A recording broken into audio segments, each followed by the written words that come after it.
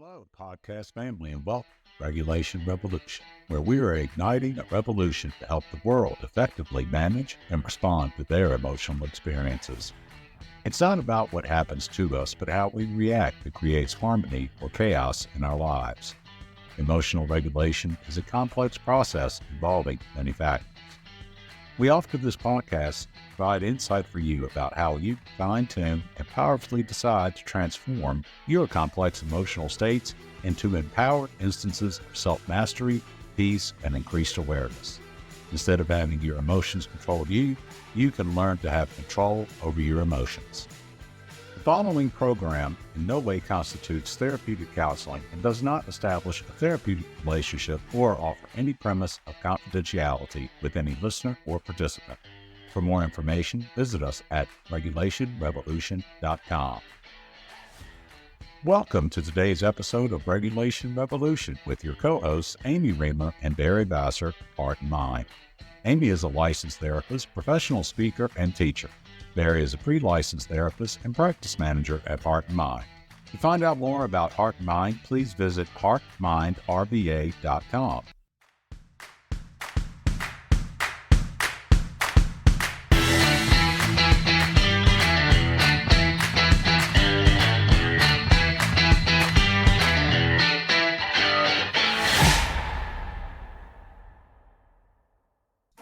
But all that, the plottable baby brain, we've all known that one. But that's also, we think about it in learning habits, learning routines and responses and such, but it also applies with regulation. This is where they're going to learn or lay the foundation for what regulation looks like and what it feels like. And so I guess a lot more goes into it than a lot of folks think of, even myself. What if you're a child that, let's just say, is exposed to a lot of yelling and fussing in the household, and that becomes the norm in your household as an infant from early on, and then 20 years later, 30 years later, or 10 years later, when they're in a household or a classroom that's too quiet, the kid is acting up. But when they're in the middle of craziness, they're the ones that are sitting there calmly. It's because early on, what did they learn? They learned that this is the norm. So is it possible? Is it possible that a baby can learn this one? I just don't know the answer to, just your experience or your opinion on. Can a baby learn chaos as part of regulation? Meaning that they're exposed to it so much that this is the calm for them. Is that possible? That can become basically their baseline. What you're talking about is being sensitized Right. to the dysregulation. But it depends on when the chaos is sort of happening. If Okay. it's constant, then you're probably going to end up with a lot of developmental issues. If it's sort of sporadic, kind of in and out, inconsistent, then you're going to get that. If you want to talk about attachment styles, then that's or a mixed style where they're sort of anxious and avoidant, right? So it's like, I don't know whether I should come to it's like I'm drawn to the anchor because I'm supposed to have an anchor and that's what provides for me. And then sometimes the anchor is good and it's present and it takes care of me, but then sometimes the anchor is really scary. And so I don't know that I should go to the anchor, even though I'm driven biologically to look for that anchor. And so it becomes this, I'm not quite sure whether I should or whether I shouldn't. And there might become a lack of trust in anchors and they're not really going to be there. A lot of that just sort of depends on this. Like I said, it's good enough parenting, so it doesn't mean we have to be perfect. But it also can't be so one day it's like this and then one day it's so totally the opposite. But yeah, I mean, it's just like in the womb, if a mother is extremely stressed, that baby is getting that cortisol through the placenta, and you're going to get a baby that's born stressed. Not going to sleep as well. It's going to be fussier, maybe harder to calm down. You may have to work a little bit harder to find how to help them regulate. They've got a teeter-totter that just don't work that well yet, and your efforts to help them with the teeter-totter might be even difficult. That reminds me on the teeter-totter thing, coming back to that, because infants are so gosh, I hate saying the word, unbalanced. But because they're so unbalanced, on that teeter-totter image that we use sometimes, and maybe we'll put that back up on here too, that's why the parent can't just sit on the end at the far side of the teeter-totter, or else the child's just way up in the air. We'll even say emotionally, the parent has to slide to the middle or compensate. Right. Right? The parent has to be the one to offer the regulation continuously. So I would say the teeter-totter, what the teeter-totter looks like with an infant is actually the parent is sort of sitting near the middle and they're holding the infant and they're actually working the teeter-totter because the baby really has no ability. One of the pictures that I've used is it looks like a 4 or 5 year old sitting on one side of the teeter-totter and the father figure has moved sort of to the middle to help balance it. And that, like I was saying with my grandson, he has a little bit of regulation on board, but we make some adjustment to help him continue to grow. But an infant has none.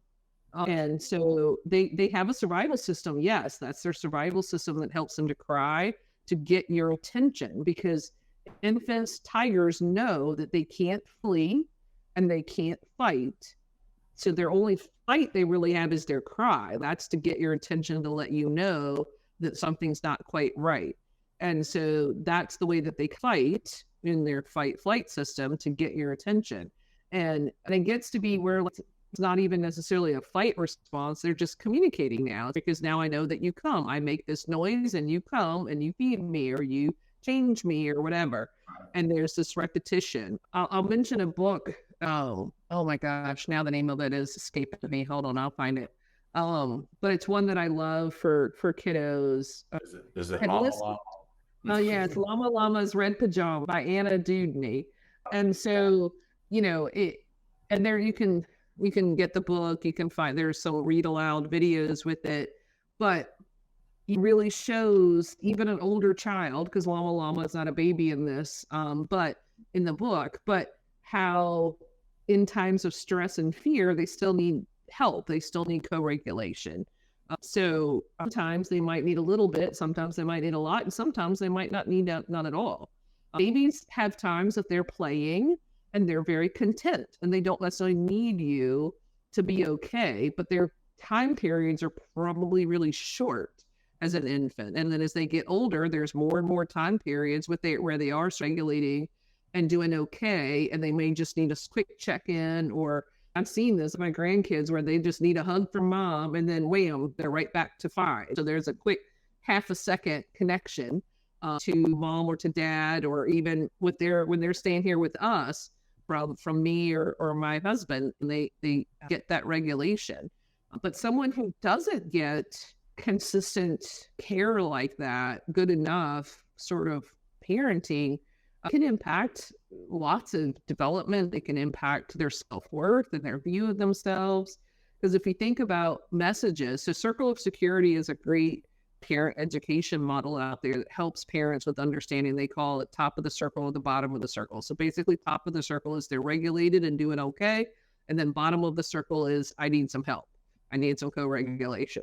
So they talk about and explain these cycles that happen. So if every time a baby gets fed, every time a baby gets changed, everything they get rocked, taught to, cared for, all those basic needs are met, the message is I'm loved, I'm worthy, I'm valuable. The world is a safe place. People are going to look out for me. People are going to help me. Those are all the positive messages that come from that. If we go and look at the opposite, when that doesn't happen, they don't get fed consistently, they don't get cared for, maybe they cry for hours before somebody responds, or maybe they cry because they were wet, but they get a bottle stuck in their mouth as opposed to getting changed and they just get wetter. The action isn't necessarily meeting the need, right? If this happens for them constantly, now the message is I'm not worthy, I'm not valuable, no one's going to take care of me. I have to defend myself. I got to take care of this myself. The world's not a safe place. I can't trust others. I've got to do this all myself. So again, these are sort of the mindsets that will come out of if you have a long-term consistent lack of that consistent loving caregiving that's going on. And that's why this 0 to 12 months is so critical, because if they get that 0 to 12 months, and Dr. Perry talks about it, they get that 0 to 12 months of really good enough care, then that foundation has been set pretty good. And even if something were to happen, a crisis, a loss or something, which is sad and it's going to have an impact, but they've got that basic foundation in there, and they will likely be able to make it better than someone who didn't have that for 12 months, even if they got removed or even if their circumstances changed and things got better and they started to get that care. There's certainly going to be some healing and things, but the foundation is going to have some damage. And so they are likely to have more problems, even if they get removed and things, or things get improved in their environment. So out of all of our episodes, we haven't even done all of them, but I would say like this learning your ABCs is so important that if nobody listens to any other episode but this one, this is the one I hope that people hear about, especially if people who are having babies or planning to have children, and they still have this opportunity to get this 0 to 12 months good enough. All right. So somebody is out there probably right now who's listening saying, oh my gosh, I'm not doing enough. I need to provide more regulation. I need to do this. But then I'm sure there's also somebody else out there that's a perfect parent that is not even listening to us now because they got it all right. But then there's that person out there that is probably more so, and it may be a generational thing like myself. At what point do they start pulling themselves up by their bootstraps, as they say, as the old timers do say? And so I'm wondering, what are the mistakes we made? Is there overcompensation sometimes? Because there's a fine line between being available to a child and having the emotional regulation and just being in their face, tending to every single need they have every minute of the day. But for an infant, you almost have to do that, don't you? Because they do need you every minute of the day. That almost. Infant, yeah, almost. What mistakes that we make, I guess, with and overdoing it, underdoing it? What would that? Yeah, well, I would say the first mistake is not tending to your own needs because we know that babies, like you said, they're a lot more work. You're having to meet needs almost 24/7, and that's tiring. And their sleep cycle is off. Our sleep cycle is off. We're not getting as much rest. One of our therapists just recently had a baby, and so talking about that difficulty with trying to get enough sleep and taking care of yourself while taking care of the baby.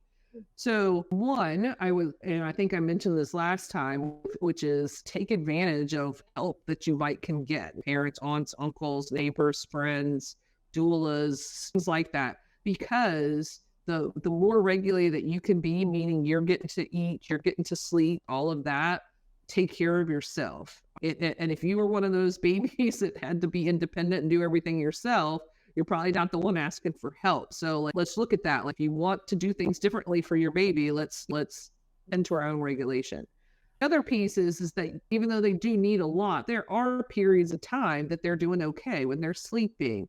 After they've slept, eaten, and changed their diaper, you probably got 30 minutes, 45 minutes that they're going to be playing in the chair and listening to the little music or playing with the things hanging down in their little seat. If they're doing well, then no, you don't have to be on top of them, or you can peek over and talk to them for a quick minute, go back to fixing dinner, that kind of a thing. If they are regulated, then you're fine. You're just checking in with them. I would say there's mistakes where people don't realize the importance of certain things. It is things like the feeding. We're making feeding about the relationship and that they're being cared for and loved, so that they don't get this. There can be an attachment to food based on what foods. If that food's the only thing that's getting filling them up, then they might get into feeling like food is the only thing that makes them feel better. And so you want to attach the feeling that food has to the fact that they're loved and cared about. And it's not necessarily about the food, it's about the relationship. So doing that rather than sticking the bottle in their mouth or propping the bottles up. And I know that there's some cool things with that. The doctors will say about choking and things, but I'm not talking about that. I'm just talking about feeding time, about relationship and bonding and connecting and socializing with your baby and making that eye contact. Eye gaze is so important.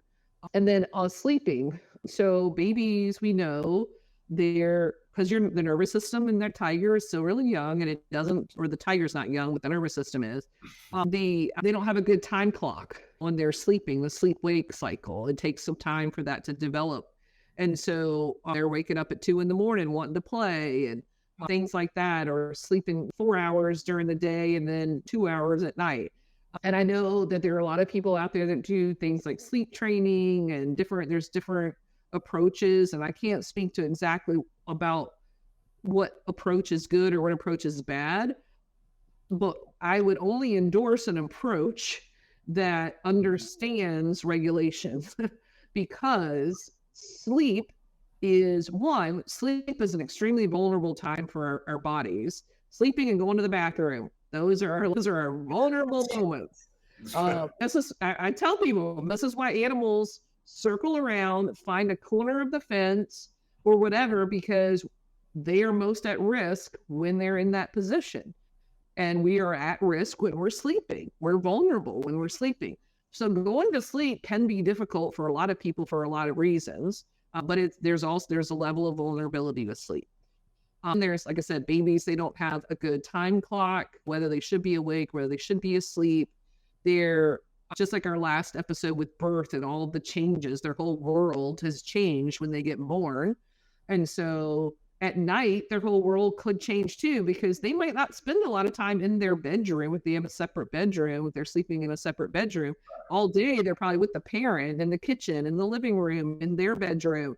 And then all of a sudden at night, it's like new place, new smells, new temperature, no parent around, different sounds. So spend some time. If you want them to sleep in that room, spend some time in that room, or have them, sleeping in the room with you for a while. And then when you do go to changing them to a different room, understand it's going to take a little bit of time. You can't just put them in a new environment. Because again, their safety comes from what's recognizable and what's been a part of their world. But I recently heard about a family that they did some kind of sleep training with a professional, and because the baby wouldn't go to sleep with the father, only would go to sleep for the mother. So they had the mother sleep in the basement where she couldn't hear the baby cry. Had the dad handling the baby. And I don't know who it was. I'm not naming names because I don't even have a name to name. It was just a story from someone. I don't even know if I have it 100% correct. But if there's a sleep trainer out there training on that, please stop, because this baby is cortisol level is going through the roof because this baby's regulation needs to be handled. And I know that could be hard, and that if the mom is the only one that it can handle, it doesn't always just have to be mom. You could use a t-shirt that mom slept in last night. Dad could wrap the t-shirt around the baby like a blanket and rock the baby, because then the baby's going to get the mom's scent. Or mom can record her singing that lullaby that she sings to the baby all the time, have it on dad's phone. Dad can be rocking the baby, play the lullaby that while mom's taking a nap in the other room. If we understand how the brain works and how especially a baby's brain, and what actually feels safe to them, what makes them feel secure, man, that's the good thing about technology. We got all these things we can use, right? Moms can report, and dads too. Like, doesn't always have to be that way. Babies, sometimes it's like they want dad, or this isn't about gender or anything like that. This is just simply what feels the safest to the baby in that moment. I'm watching my grandkids go through periods where they were daddy's kid and they only wanted daddy, and as opposed to mommy. And then it's my son saved one of the grandkids, same grandkid. We're in a restaurant and he did something, moved in the chair, and the chair goes to fall backwards. And my son, who's sitting next to him, reaches out, grabs him, and basically saves him from hitting the ground like the chair did. And then kid screams for mom. And of course, my son's like, I just saved your life. You just hit on something when we think about that triggers something in my head, mistakes that we make. I'm going to word this wrong, but it ties into what you're saying there. I think that a lot of times parents, and probably every parent's done at a particular point, take it personal, and it's not personal. The dad who says the baby won't sleep for me, the baby doesn't like me. I've heard a number of dads saying, I'm telling you, the kid doesn't like me. It's not that. Maybe mom's more regulated than you are, what have you. But I see so many parents take it personal. Now, on the flip side, I was thinking of, as you were saying that, a couple that I was talking with one time, it's been a few years ago, and the mom had to let go of the idea, so she couldn't take it personal, that she got so distressed when breastfeeding that the baby wouldn't eat and wouldn't sleep. But the dad, it was a friend of mine. He has a similar voice like mine. And what they discovered is that when the baby laid on his chest, when he would just talk like this, the vibration and the sound of the baritone was almost like putting the baby on a dryer like they did in the 40s. And they found it, but the mom struggled with, well, the baby doesn't like me, the baby doesn't want to feed. And it's like, no, it's stressing you so much that the child can't relax enough.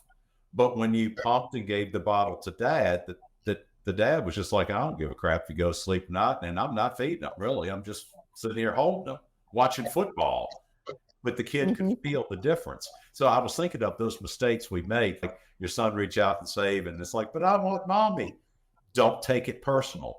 Wherever the child needs to get the regulation, wherever the infant needs to get it from, then that's it. And it's ironic because there was one family I knew, this was foreign to me at the time. We're going back years ago.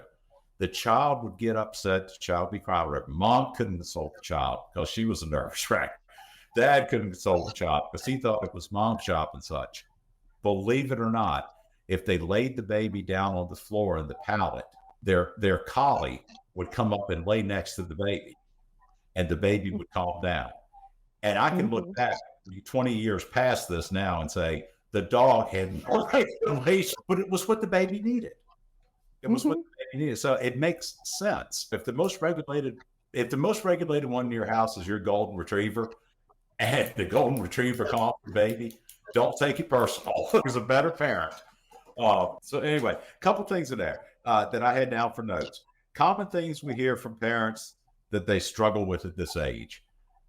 Getting them calm, I'm guessing, getting them to sleep. Yeah. Sleep. And the sleep is a big deal. And so I'll give props back out to whomever does sleep training or helping parents. I did know a therapist who did help parents with sleeping, and but she worked from the aspect of usually it's the parent's anxiety that's causing the problem with the sleep. So recognizing that and helping them with that, I do think that the personal piece, like you said, is like taking whether they're struggling or not struggling, or who they're struggling with or not struggling with, isn't necessarily personal. It could be about your own regulation and things like that, but it could be things like the voice. I have kids in schools, the whole tone of voice is huge. And now, like, especially in middle school, when they have like multiple teachers, and if they have good grades in these classes, but this one class over here, they have a flat out F.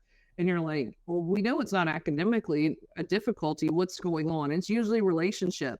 And occasionally it's been sensory based with the voice. And since men typically have deeper voices and women tend to have higher pitched voices, sometimes that can come across, sometimes depending on the kid, because that lower voice could be soothing, but it could also be triggering depending on their history. But for a lot of them, it was about regulation. And so if the female teacher would get dysregulated, voice goes up higher, boom, boom, boom, you're getting those signals going off. I can't sing very well. And so my kids did not get to hear me sing a lot as babies. Or if I sang, it was the same songs, because those were the ones I felt I could do halfway decent. But in some ways, that might have been regulating because it was repetitive. Again, Dr. Perry talks about repetition and repetitive, relational, and regulating. So you don't have to be the best at everything, and kids don't care.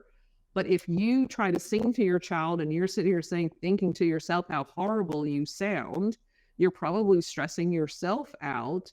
They're not reacting to your bad singing voice. They're reacting to your now tightened the stress, and your heart rate's going up and your blood pressure's going up, and they are picking up on your feeling stressed.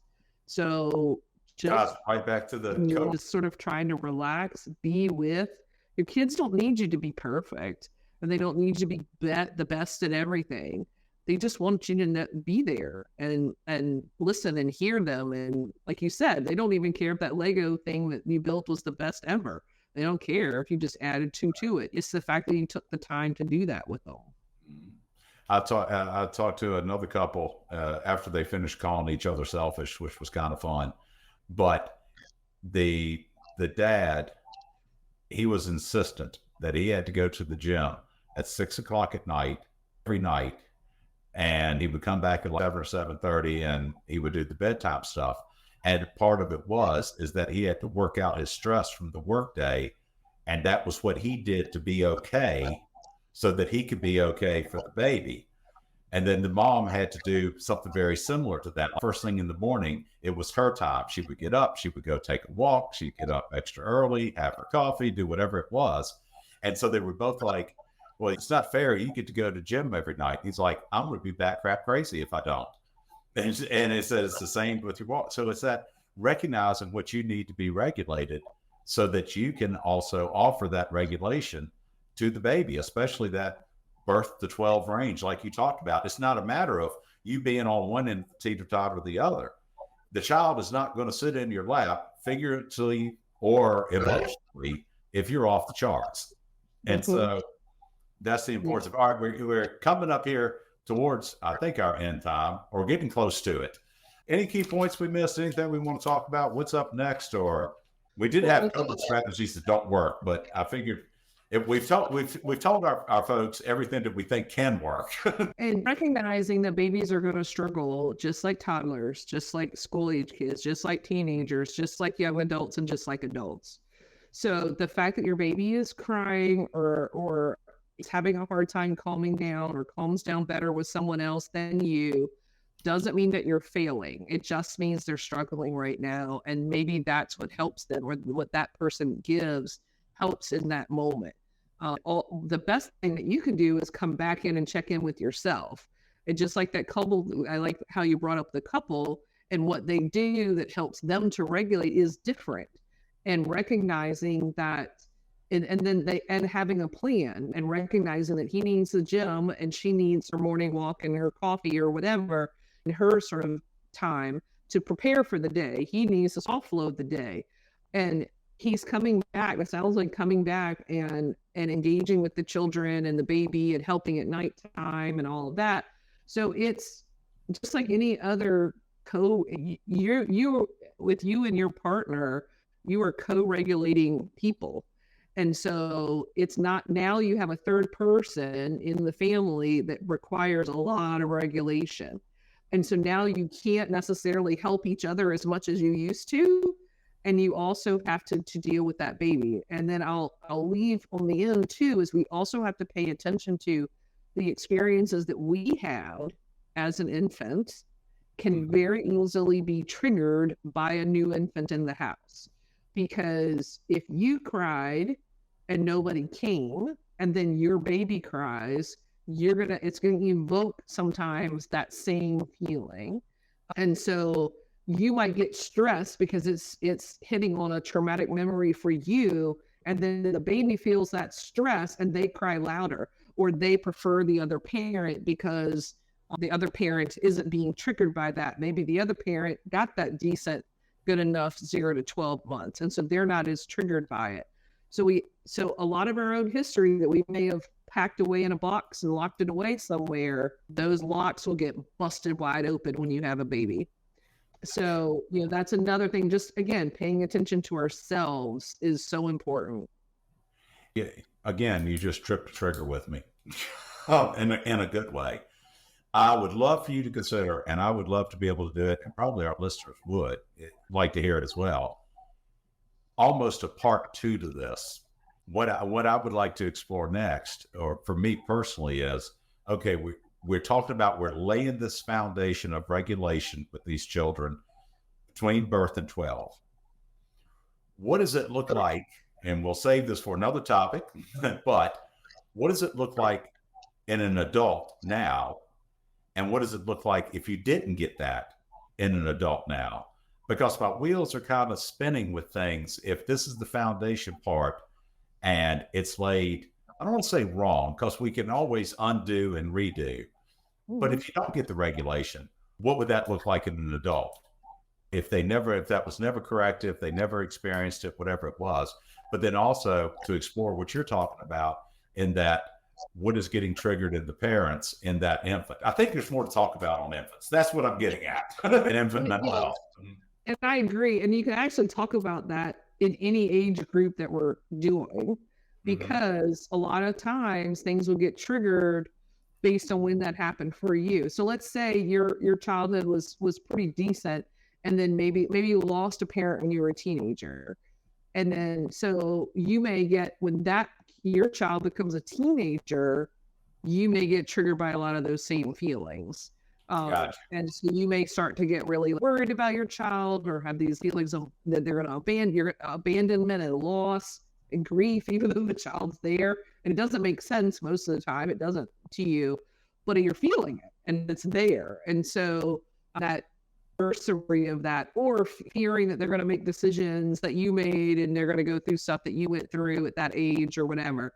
So there's a lot of that, but baby cries are extremely distressing, as we noticed from watching the video. So circling back around to the still face experiment, they're distressing because we've all been there and all cried like that at some point in our life. And some people got decent enough care, so it may not be as distressing. But for those who didn't get that care, it's going to open up a can of worms for them. And so, but you can certainly talk about that. A lot of it's actually related to those messages that we were saying about, I can't rely on others, got to do it all myself, not trusting, not thinking that I'm ever going to be good enough or I'm worth enough to others. I'll have to work hard to get what I need and get it myself. So a lot of adults go through that mantra in different ways, and it doesn't mean that you can't be self-sufficient and you can't do things on your own, but we're a co-regulating world. We're a social species. Humans would not have lived without take care of each other.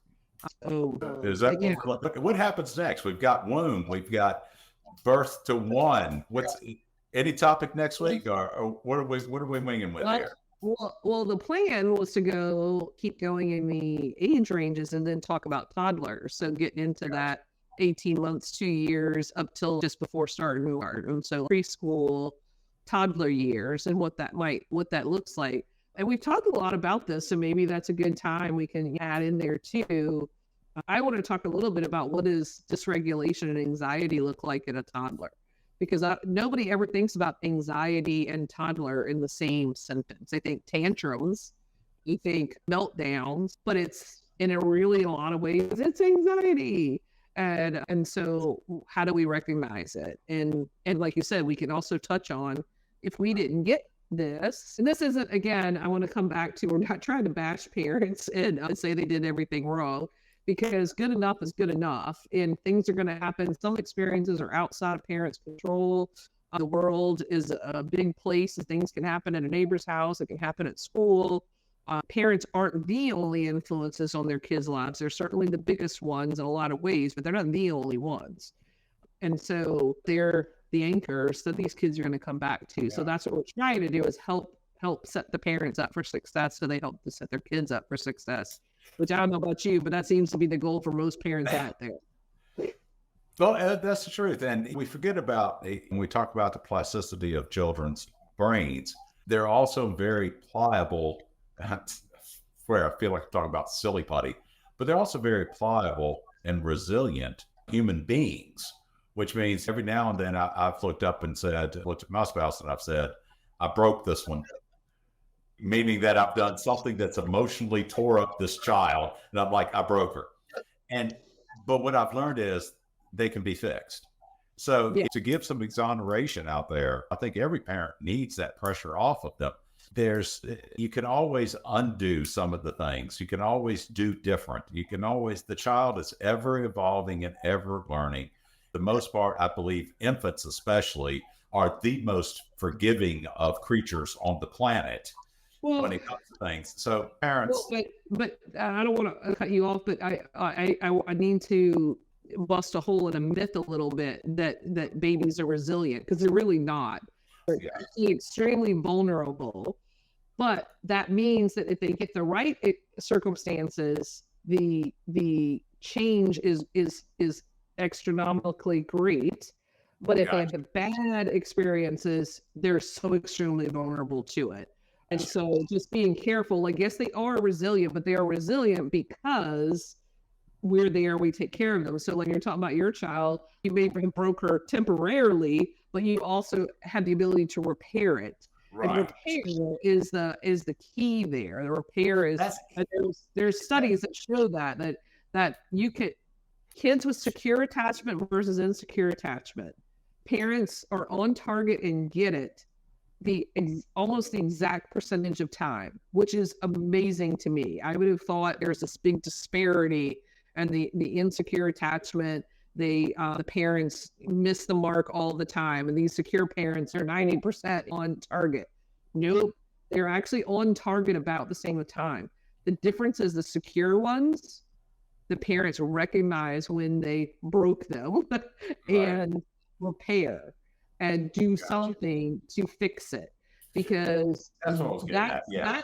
that sends a message that, yes, I'm human and I messed up, but I also care about you enough to come back and say, oh, mommy raised her voice, and man, I really shouldn't have raised my voice. Sometimes you lose control, and we really try not to, but unfortunately it happens sometimes. I know me raising my voice really scares you. I'm so sorry. I will try next time to handle the situation without raising my voice. I'm trying to think of the word for that. And it's not, you're right. It's not resilience. I don't know. I don't know what the word is for it. All I know is that, hey, wait a minute. How about this one? Children give a lot of grace. I think they Mhm. give their parents a lot of grace to mess up and to get it right. Is that a fair statement? So we'll keep on with next week, and we will move into the toddler phase and look at anxiety in toddlers. Maybe somebody should have looked at that at me when I was growing up, but that's another story altogether. All right, closing thought. Closing thought. Stay regulated. Regulate your child, and it all starts not just in the womb, but right now, this pliable piece of putty you have that loves you to death. And my last thought is you can get some of those nice sensory toys, the black and white, the da da da da da da da da. You are the most important toy ever for your child. So you could have none of those toys, and your child would be fantastically developed.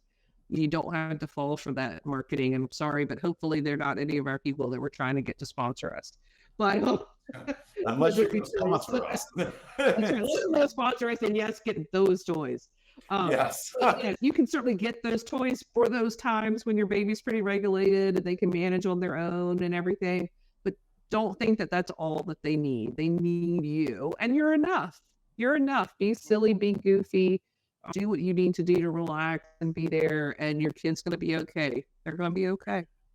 And right They're, now, what is your saying? They're going to be okay even when things aren't okay. That's what we're okay, looking for. even when things aren't okay. And That's all it. I know is I'm going to go home. I'm going to look at my kids and say, I talked to Amy tonight, and she said, I don't have to get you any toys for Christmas. As long as I'm calm and regulated, you should be happy. That's the takeaway, right? That was for infants. Oh. We're talking about infants. We're talking about infants, not the older kids. Sorry. Oh, Sorry. okay. Gotcha. We're talking about those little All right. baby toys. All right, folks. Thank you for listening, tuning in, watching us, hearing us, wherever you're at. And this has been Regulation Revolution. Again, you can visit our website. Got a whole closing thing for you to listen to as well. Amy, we're going to come back together and hang out again next week and keep on looking at the evolution of Regulation Revolution. Following program includes stories and situations that are not intended to identify any client or individual.